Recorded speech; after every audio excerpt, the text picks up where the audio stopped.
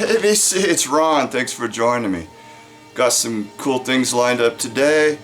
A little pile of vinyl, and I also picked up 2 more issues of A Closer Look. So we'll be going over to the bar a little later and checking those out.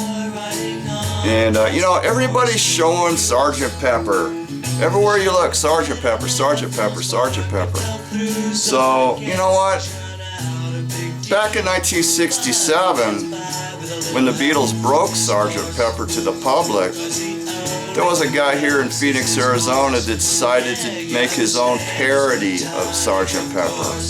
His name was Mike Candela. And he was associated with the Wallace and Lamont Children's Show here locally.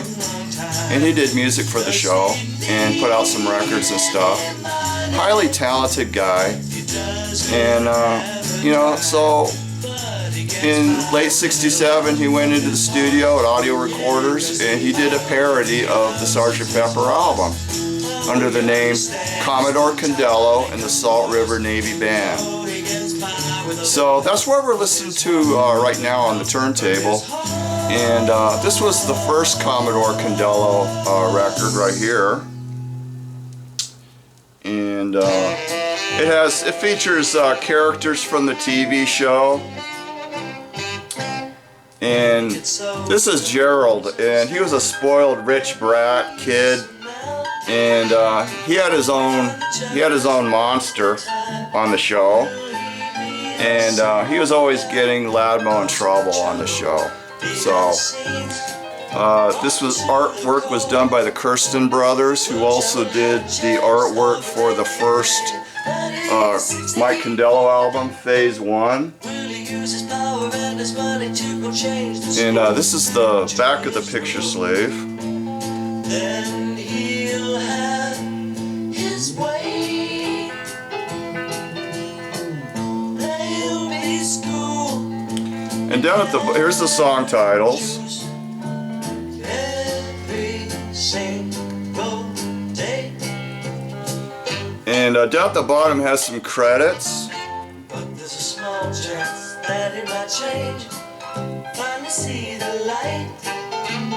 After all, with all those long years to go by, you could have. So notice it starts off with John Lennon and Lee Hazelwood, and it also has Larry Mondello in the credits. If you remember Larry Mondello, he was Beaver Cleaver's friend on Leave It to Beaver.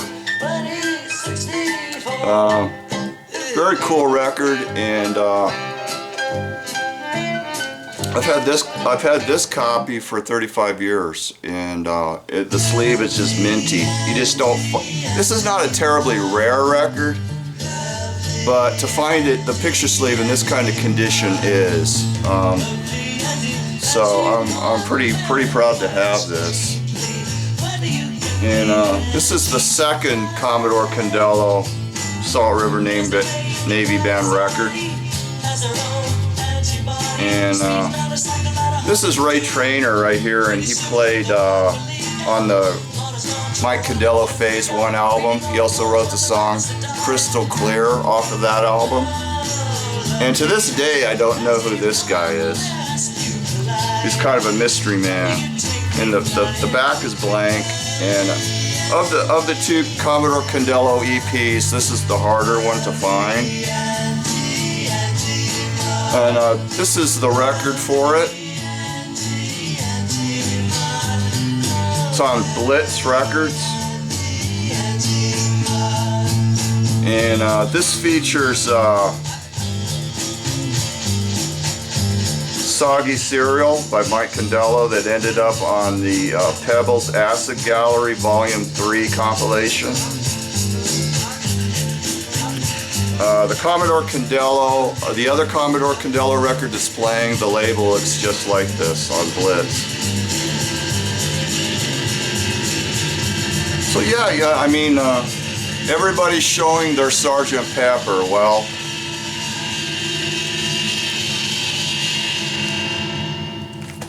I gotta join the group. I got the double vinyl. Yeah, this is pretty amazing. Incredible sound on this. Okay, I'm gonna flip that record over.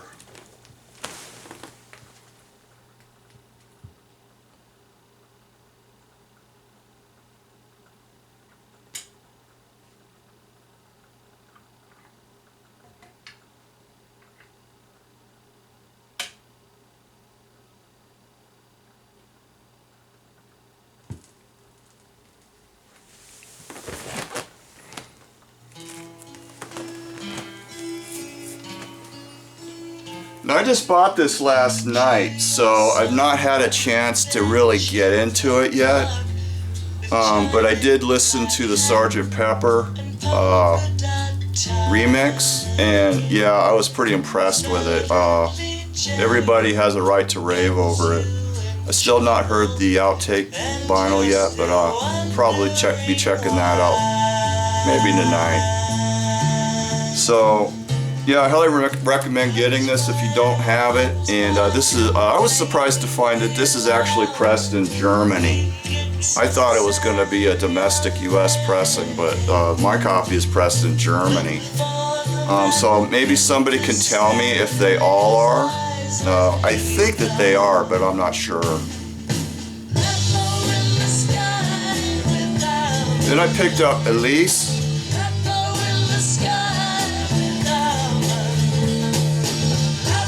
And this is a femme vocal folk album from 1968. And it's on the Tetragrammaton label. And this is her only album, and her backing band on this album is the band Touch, who released one LP, and it was actually produced partially by Don Galusi from Don and the Good Times and the Touch. So yeah, this is like a 4-star album. I thought it was pretty good. It had some psych elements, some sitar, but it wasn't real psychedelic. But very enjoyable listen. Good late night listening. And then I picked up a U.S. copy of the first Renaissance album. It's a different cover. There's like 3 different cover variations of the back. I think this is the last variation with the photo of the group. It had a child, sort of a psychedelic, arty image of a child on the back in both normal photo and negative. I don't know why they did that, but it's strange. There are 3 different back covers for this album. And it's on the Red Electro.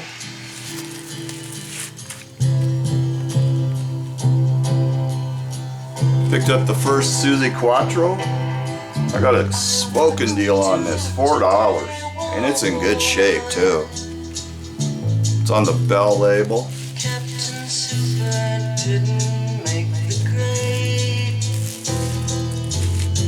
Yeah, she was very influential on the band The Runaways. The singer kind of molded herself after Suzi Quattro. And I believe this is Suzi Quattro's husband right here. There's a lot of good tunes on here, and a lot of this music actually sort of sounds like the band Sweet. And there's a good reason for it. The same writing team wrote for Suzi Quattro and Sweet. But really good album. I'm glad I found it. Picked up a promo copy of the Trogs tapes from 1976.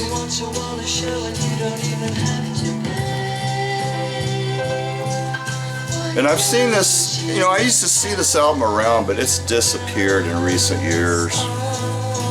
It actually has a promotional label. Good album. I've had it before, but I've let it go. And keeping this one. Alright, that was the ending of A Day on the Tube by Commodore Candela's Salt River Navy Band. Then I picked up an original X, Wild Gift. I got a smoking deal on this one too. It's real nice condition. It's on the original Slash label. had this one back in the 80s on a cassette, but I never actually had the record. And then I picked up a stereo copy of Monkey's Headquarters. And I have a mono copy, but I didn't have the stereo. And I've been looking for a stereo. I don't know if it's like this in your town, but every Headquarters that I would come across would be mono. And so I finally got a stereo copy, and as luck will have it, it's the very first run. It's got a 1S in the matrix, so it's a 1S. That's the earliest pressing, so really glad to get this.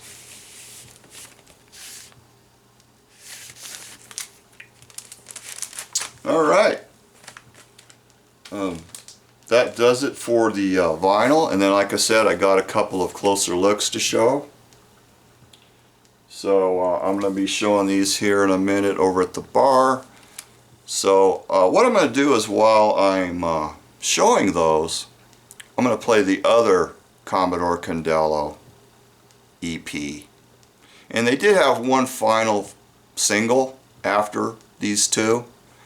But these are by far the best, and I think the record that I'm about to play is my favorite Commodore Candela record. So let's head over there and check these newspapers out.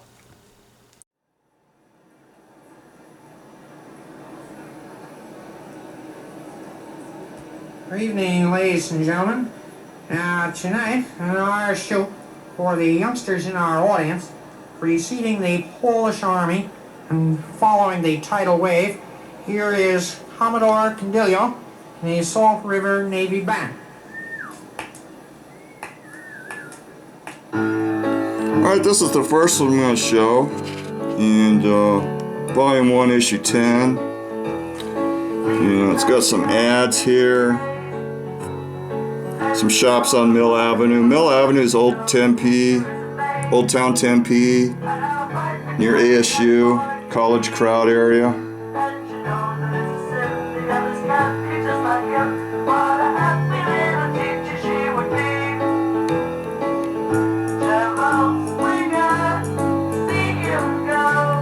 Article on Johnny Rivers when he played here in '68.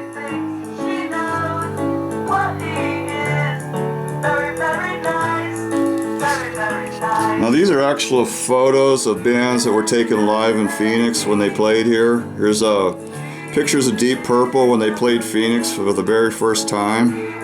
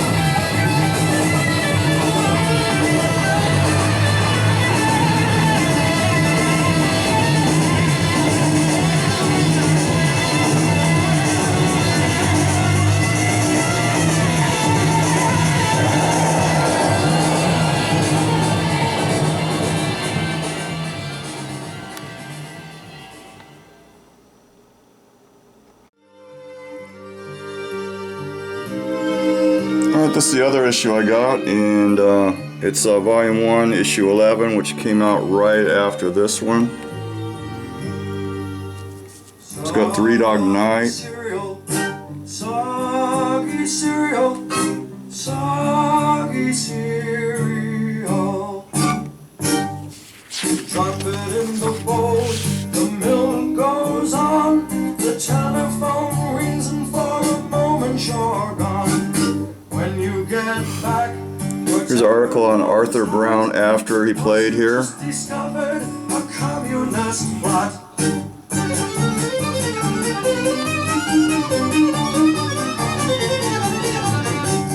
Commie cereal, soggy cereal, they're one and the same.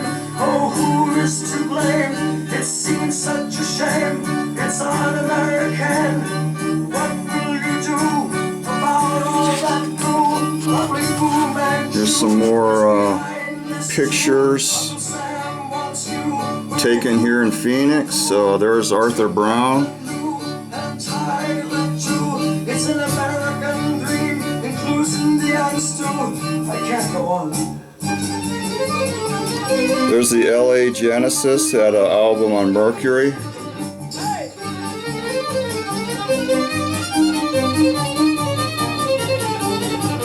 Hey!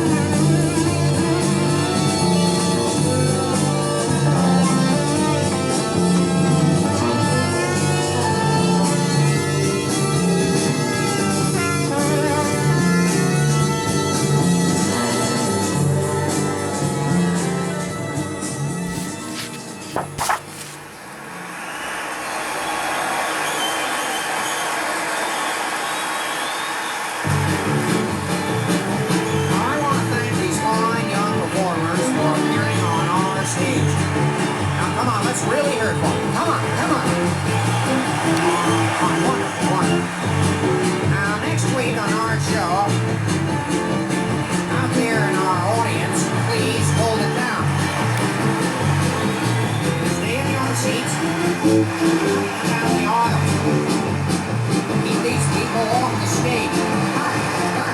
Don't touch me, I'm a really big star.